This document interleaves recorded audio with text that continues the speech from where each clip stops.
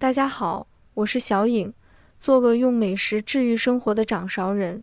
真的没想到南瓜和黑豆搭配，南瓜绵软，黑豆粉糯，混着自然的微甜，口感层次超棒。很多人都没有这样做过，更没有吃过。吃过一次还想吃无数次。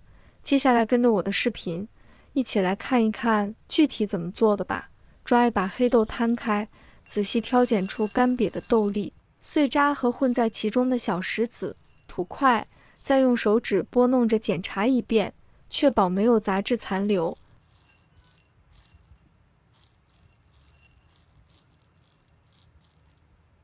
倒入足量清水，浸泡6至8小时，若气温高可放冰箱。如果黑豆提前浸泡，能让口感更软糯，还易煮透。再准备适量糯米，倒入清水淘洗干净。糯米本就是煲粥的好食材，煮出来的粥口感软糯，米香格外浓郁。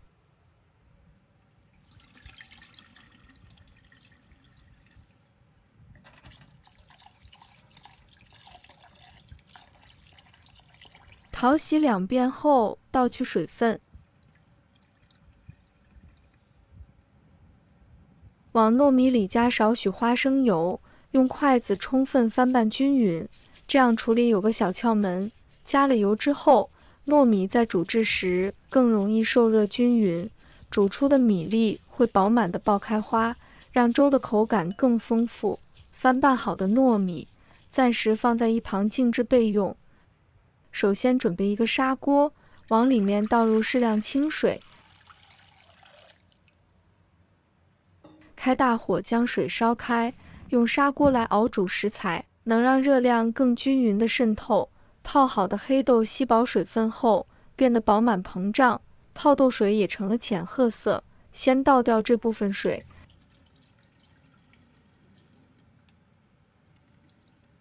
再用清水把黑豆冲洗干净，轻轻抓洗几下就好。黑豆营养丰富，富含多种有益成分，不管老人小孩都适合吃。这样处理后，黑豆既干净又保留了营养。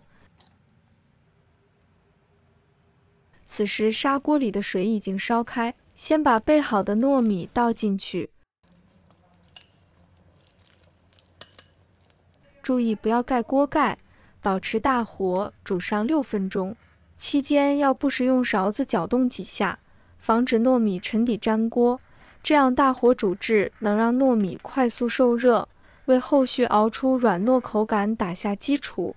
搅动的动作也能让米粒受热更均匀，避免局部煮糊影响味道。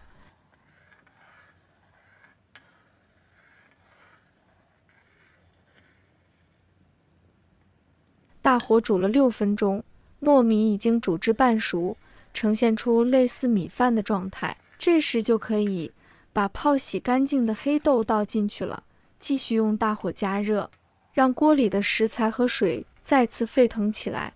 黑豆的加入能为这锅粥增添丰富的口感和营养。大火烧开的过程能让2种食材快速融合，熬出醇厚的滋味。记得此时也要偶尔搅动一下，避免粘锅。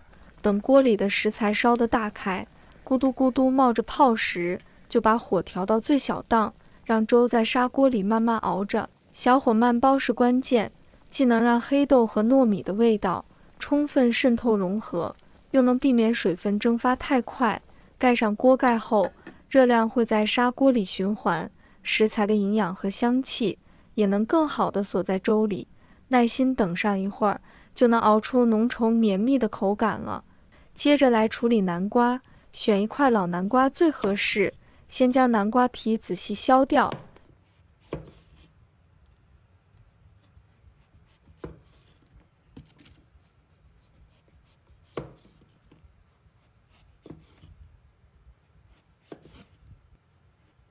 去皮后，把里面饱满的瓜瓤用勺子仔细把这些黏糊糊的瓜瓤刮除干净，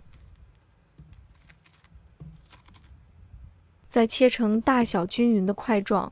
之所以推荐用老南瓜来煲这款粥，是因为老南瓜的风味更足，自带的清甜也更浓郁，煮进粥里能让整体口感更温润香甜。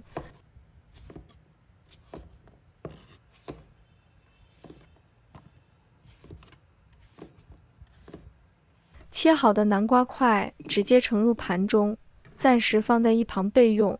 打开锅盖，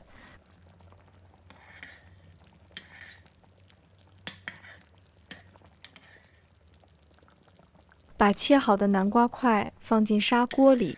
此时的糯米已经熬得十分软烂，米粒充分吸饱了水分。因为之前把南瓜切成了不大的块状，所以不需要煮太久，继续保持小火再煲8分钟左右就好。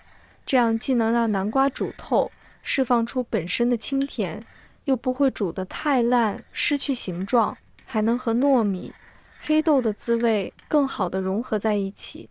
亲爱的朋友们，制作视频真的超费心力，小颖每天都在分享简单好做的家常菜。今天这个南瓜和黑豆做法对你有帮助的话，别忘了点赞、留言或转发呀！你们的每一份支持都是我更新的动力，真的特别感谢大家。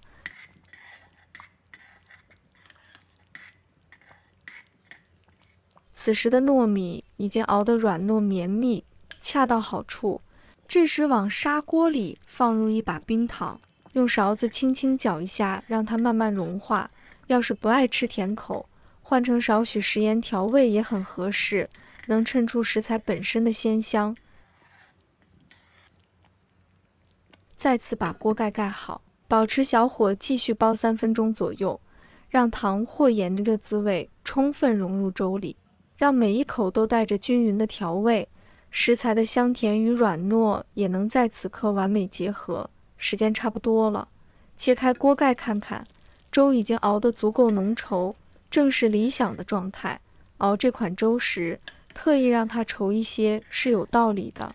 浓稠的质地能让黑豆的粉糯、糯米的绵密和南瓜的香甜更好的交织在一起，香气也会更集中浓郁。若是太稀，不仅口感会变得寡淡，食材本身的香味也会分散，喝起来就少了那份醇厚饱满的滋味。这样的浓稠度，每一口都能尝到各种食材融合的精华，恰到好处。关掉火，这锅黑豆南瓜糯米粥就大功告成了。